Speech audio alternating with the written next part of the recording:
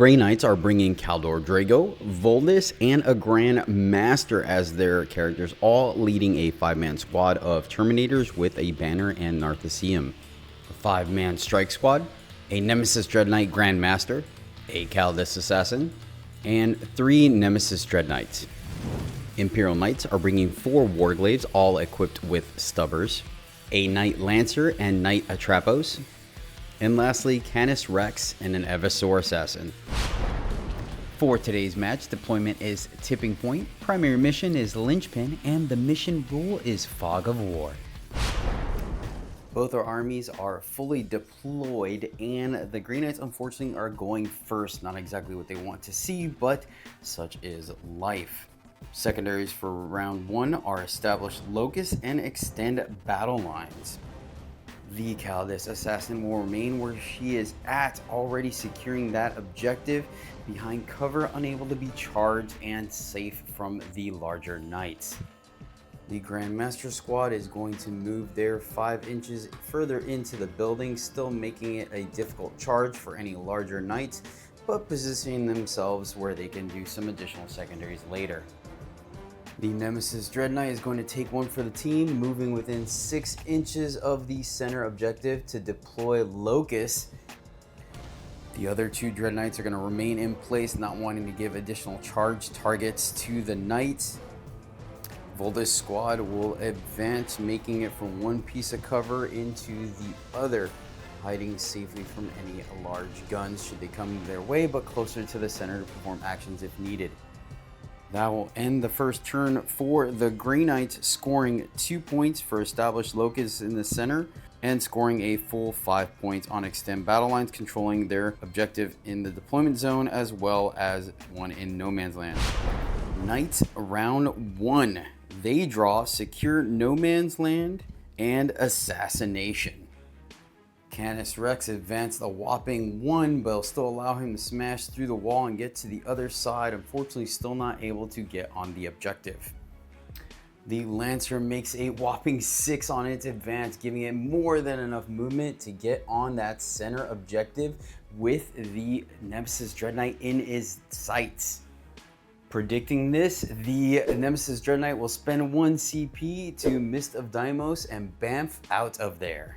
15 inches with an advance allows the Warglaive to jump in behind the Lancer.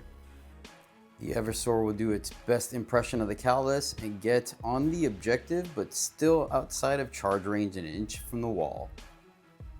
This Warglaive is simply going to move up to make a better charge next turn, but stay a decent distance away in case the Nemesis Dread Knights move up. This Warglaive is going to roll 2 on its advance, getting it onto the objective, making bait for the NDKs.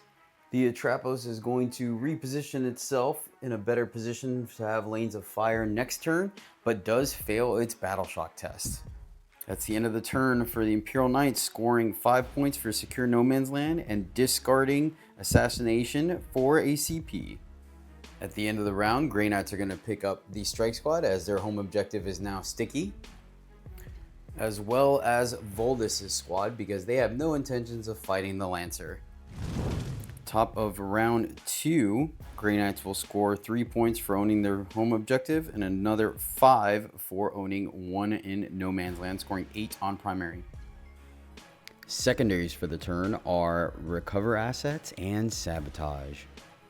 A bit of a tricky turn here for the Grey Knights considering the secondaries, but they've decided to avoid engaging with the Lancer.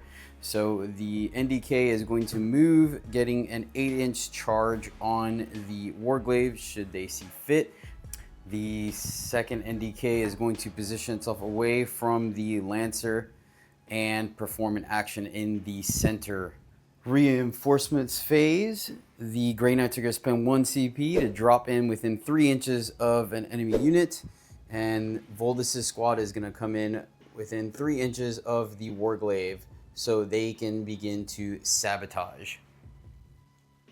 NDK is going to come in on the far table corner since the other one is screened out by the Warglaive and perform an action there, hopefully out of range of most other things. Drago and his squad are going to come in 9 inches away from the Warglaive and the Evasaur Assassin, hoping to get a good charge in. The Eversor Assassin activates Overwatch for free thanks to its special ability on Drago's squad, but unfortunately fails to score a single wound. Nemesis Dread Knight into the Borglaive, bringing it down to 7 wounds. Drago's squad fires into the Eversor Assassin, picking off a wound, leaving it at 3. That is it for shooting, so now it's time for charges. Nemesis Dread Knight into the Warglaive, and it fails. Thanks to Caldor Drago's ability, giving them plus 3 inches on the charge coming from Deep Strike, they managed to make the dual charge into both the Warglaive and the Eversor Assassin. Thanks to a lucky Feel No Pain, the Warglaive survives at 1 wound, but the Eversor Assassin does go down to the Nemesis Force weapons. And thanks to being bracketed and a 4-up invul, the Warglaive fails to kill a single Terminator. That is going to end the turn for the Grey Knights, scoring 6 points on recovering assets and holding on to Sabotage until the end of the Knight's turn. Bottom of round 2, Grey Knights go up to 2 CP, Imperial Knights go up to 5 CP.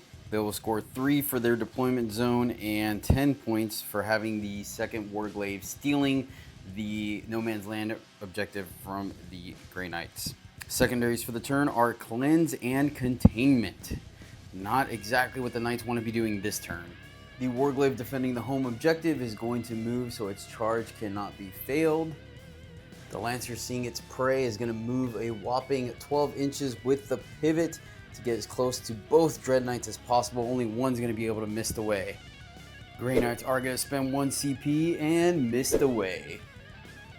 Warglaive's going to move back 12 inches over terrain to position itself to charge into Caldrago's squad since he is the Warlord. Trapos is going to bust through the wall like the Kool-Aid Man, putting itself on the objective and successfully passing its Battle Shock test, this time when it counts. Canis is going to move 8 inches with a pivot to get eyes on the Grandmaster's squad.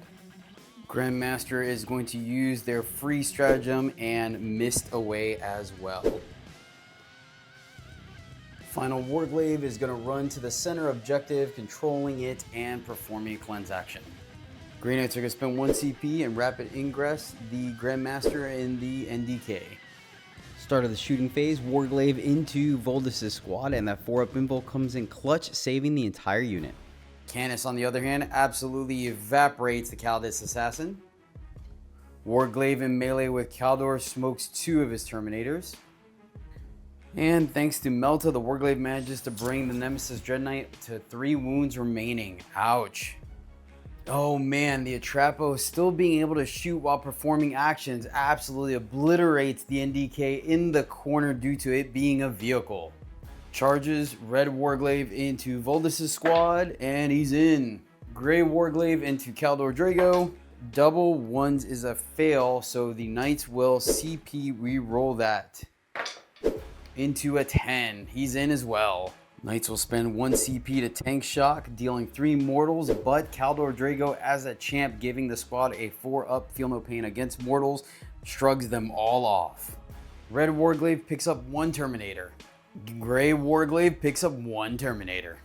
Ongoing combat, Caldor Drago manages to pick up the last wound on the Warglaive, killing it. It does not explode, and his 2 Terminators deal only 1 damage to the Warglaive, bringing it down to 11. Voldus' psychic attack unfortunately rolls a 1, doing absolutely nothing, but between his hammer and the rest of the squad, they take the Warglaive down to 5 wounds remaining. That is going to end the turn for the Imperial Knight, giving them 4 points for cleanse and discarding containment for a CP. End of the turn, Grey Knights pick up just the Nemesis Dread Knight because it does not want to die. Top of round 3, Grey Knights go up to 1 CP, Imperial Knights go back up to 5, swimming in CP. Secondaries for the round are Overwhelming Force and Containment. Grey Knights will score 6 points for sabotage in the opponent's deployment zone and 3 points for the sticky on their home objective. On the command phase, Voldus' squad will generate a Terminator, Caldor's squad will generate a Terminator. Grandmaster Dread Knight will move 9 inches to get a bead on the Warglaive and the Atrapos. Unfortunately, not a great position to be in. The NDK that just left shows up here because it's the only spot it could fit to score containment. Strike Squad is going to do a cheeky play and come in within 3 inches, able to be on the objective to potentially steal it away from the Warglaive and also wholly within for containment. And because everything else is just too close to the Lancer, the Grandmaster Squad is going to come in on this corner to cover containment on this side. The last Dread Knight is just going to show up back here and chill for a little bit. Placing it anywhere where it can shoot at a target will set it up for next turn, and we're probably going to need our mist for another target. Drago's Psychic Attack blinks off 2 more wounds off of the Grey Warglaive. Grandmaster Dread Knight into the Atrapos brings it down to 20 wounds. That is it for shooting. Charging, the Nemesis Dread Knight makes it into the Warglaive, activating its once per round ability to go Super Saiyan, getting to re-roll everything, managing to take down the Warglaive. Ongoing combat, Voldis does the trick this time and practically one-shots the Warglaive, but not before it kills one of his Terminators on the way out. They are outside of 3 inches, so they cannot consolidate onto the objective. That will end the turn for the Grey Knights, scoring them containment for the full 6 points and overwhelming force for 5. Imperial Knights no longer control their home objective, so they will only score 6 for owning 2 objectives in No Man's Land. Secondaries for the turn are Defend Stronghold, Unfortunate, and Recover Assets. Imperial Knights are going to start their movement phase by moving the Atrapos back 12 inches so it gets line of sight on both Nemesis Dread Knights, forcing the Grey Knights to make a decision if they want to save one. Grey Knights will spend a CP to Mist of Deimos the Grandmaster in the NDK, leaving the damaged NDK, and hopefully we'll see if Drago can survive or not. Now that Mist of Deimos has been spent, the Lancer is going to move to get line of sight on Drago and his squad. Canis is going to move his 10 inches to get into the enemy deployment zone to be able to recover assets. Shooting phase, the Atrapos fails to take down any of the Terminators in Drago's squad, but the Atrapos does what it does best and takes down the Dread Knight. The Atrapos fails its first charge, but they got plenty of CP, and CP re-roll it into a 10, which means it is going to get in there and Tank Shock. Tank Shock kills a Terminator, and the Las Cutter manages to take down the rest of the squad, leaving just the Grandmaster. The Lancer crashes into Drago's squad, dealing no damage on Tank Shock thanks to Drago's Feel No Pain ability, but the Knights are going to spend 1 CP to give the Lancer precision and manages to do enough damage to take down Drago as well as a Terminator. 2 remaining Terminators fight back, leaving the Lancer at a measly 23 wounds. The Lancer is able to touch the objective and is holding it for the Knights. This is going to end the turn, scoring them 3 points for Recover Assets and pitching Defend Stronghold for a CP. Grey Knights are going to pick up Voldis' squad and the Dread Knight in their home objective. Now that Caldor Drago is down, the only choice for a secret mission the Grey Knights have is to take down the final Warglaive and battle line unit. They'll start the turn by scoring 3 points for their home objective and 5 points for the opponent's objective. Secondaries are Engage on all fronts and No Prisoners. While in reserves, Voldis' squad will regenerate a Terminator, and the squad formerly belonging to Caldor Drago will generate a Terminator. Strike Squad will sticky the opponent's objective. Grandmaster will fall back out of engagement. Terminator squad engaged with the Lancer will fall back as well. Both remaining Dread Knights will bamf into existence 9 inches away from the Warglaive, as the 3-inch drop would not land them on the objective, and they both need the charge. And not wanting to give up too many targets to Canis or the Lancer, The Voldes squad is going to bamf in on the backside, all focusing on the Warglaive, hoping to down it this turn. Shooting phase, both Nemesis Dread Knights and the Terminator squad all fire into the lone Warglaive. Imperial Knights are going to spend a CP to rotate ion shields, giving it a 4+ invul. Ooh, Warglaive survives with 4 wounds remaining. It is going to come down to 3 9-inch charges. Grandmaster and the NDK, because they will re-roll this if they fail. 7 does not do it. They'll spend a CP to re-roll it. And a 5 fails. Other Dread Knight, 8 fails. And Voldes' squad, 6 fails. So the Warglaive survives on the objective. That is huge. Grey Knights are going to end their turn, scoring the full 4 points for engage on all fronts and holding on to no prisoners.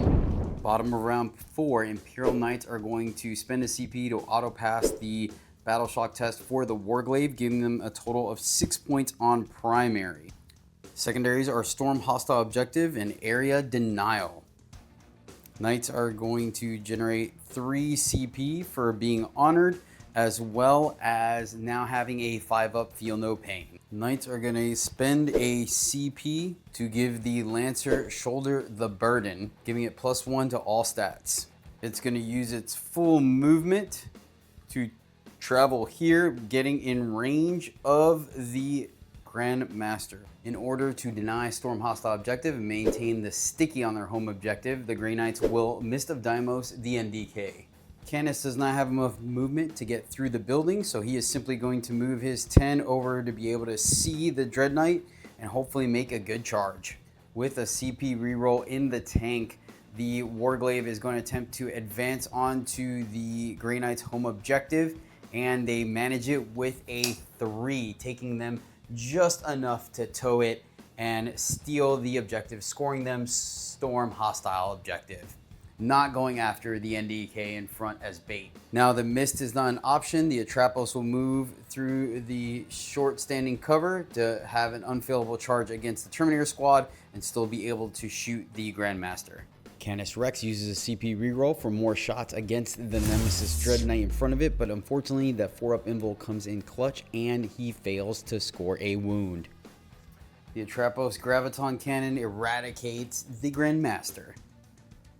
Canis fails the charge even with a CP reroll, needing an 11. Atrapos makes the charge. They'll spend a CP to Tank Shock. Between Tank Shock and the Las Cutter, the Terminator squad is wiped. Unfortunately, it is unable to consolidate onto the objective.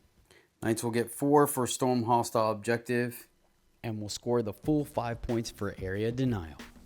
Grey Knights are going to pick up Voldes' squad. Grandmaster Dread Knight will remain there, as its movement to the Warglaive will give it a shorter charge.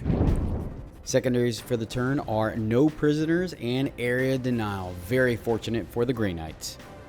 Holding only 1 objective, they are going to score 3 points on primary.